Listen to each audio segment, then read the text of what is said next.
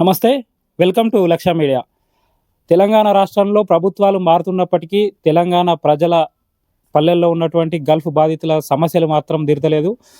ఇప్పటికీ నెల రోజుల లోపల, కేవలం ఒక నెల రోజుల లోపల మాత్రమే రాజన్న సిరిసిల్ల జిల్లా చందుర్తి మండలంలో దాదాపు 4 నుండి 5 గల్ఫ్ మరణాలు సంభవించినాయి. పక్కపొంటి చందుర్తి మండలంలోని బౌసాయిపేట గ్రామంలో మనం రీసెంట్గా ఒక వీడియో తీసినటువంటి సంగతి తెలిసిందే. తర్వాత అది మరవక ముందుకే చందుర్తిలో, ఇప్పుడు అది కూడా మరవక ముందుకే మళ్ళీ బండపల్లి గ్రామంలో మళ్ళీ విషాద ఛాయలు అలుముకున్నాయి. ఇక్కడ చేసుకోవడానికి ఏ పని లేక గల్ఫ్ వెళ్తున్నటువంటి కార్మికులు శవాలుగా తిరిగి వస్తూ ఉన్నారు.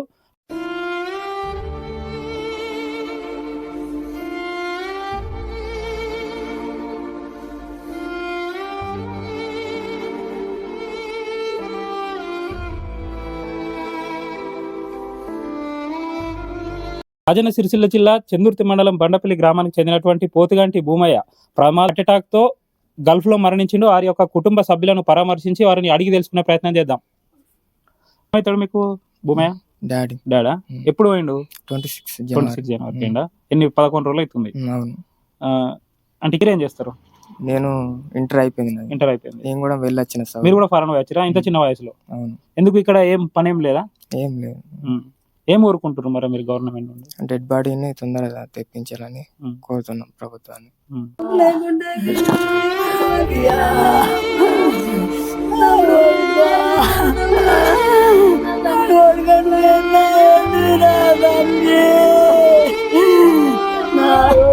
పుట్టడప్పులు చేసుకొని తండ్రి బాబా చేసిరా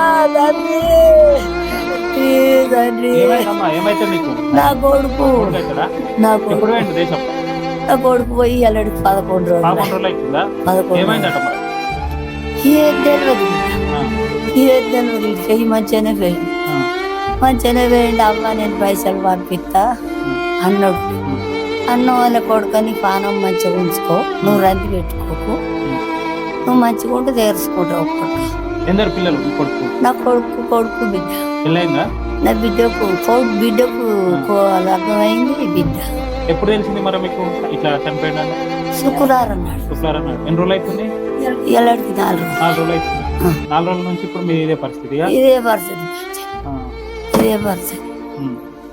ఏం చేస్తాం బాంచను. నా కొడుకు ఇక్కడ పని లేదా మరి? ఇక్కడ వ్యవసాయం లేదా? ఏం లేదు. నా కొడుకు భూమి లేదు, జాగలేదు. ఏనాడో 40 ఏళ్ళ కిందకు అయ్య చచ్చిపోయిండు. అయ్యా నేను బుచ్చం ఆడుకొని చదువుకున్నా. నా పిల్లలను, నా 3 బిడ్డలు, నా ఒక్క కొడుకు. నా కొడుకును ఒక ఇల్లు కావాలని నడుపు కొంగు కట్టుకొని బుచ్చం కచ్చుకొని చదువుకున్న బాధ్యత. ఇప్పుడు అక్కడ గ్లూకోజ్ ఎక్కుతున్న ఓవరాల్ నా కోడలా? భార్యనా? ఏమైంది విషయం తెలుసు? అట్లయిందా? ఏడుసుడుకు నాకు గిట్లనైంది. నా కోడలు మరి ఏం కోరుకుంటారు మీరు గవర్నమెంట్ నుంచి? నేనేం కోరుకుంటాం బాంచన్. నా కొడుకు బాకీలు అయినాయి. బాకీల బాధకే గట్లయిందో ఎట్లయిందో తెలియదు. బాకీలు బాగున్నాయి, అప్పులు బాగున్నాయి. మా తమ్ముడిని పంపించాలి. మా తమ్ముడు మేము ముఖం చూసుకోవాలి. మా తమ్ముడు రావాలి. మాకు మా తమ్ముడు రావాలి.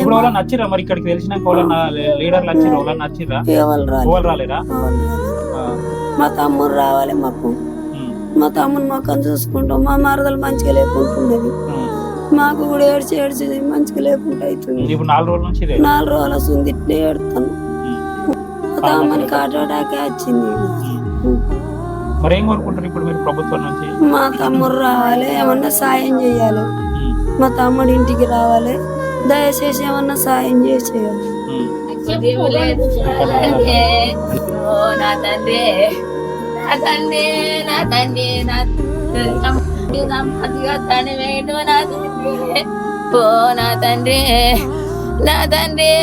తండ్రి మాకే అమాదినం లేదు. నా తండ్రి నా తండ్రి 11 రోజులే.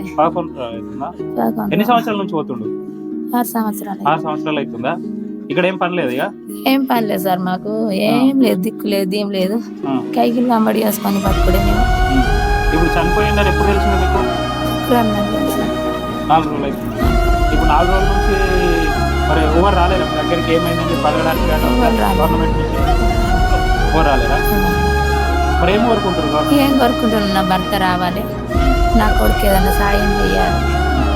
నాకేం లేదు సారు, నాకేం దిక్కు లేదు సారు.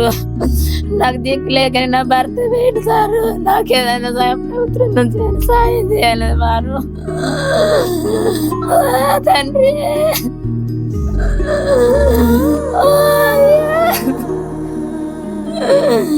మమ్మల్ని దిక్కు నీళ్ళన్నా చేయండి అయ్యా, మమ్మల్ని లోడాలయ్యా. ఏడవకమ్మా, ఏడవక, ఏడవక, ఏడవక.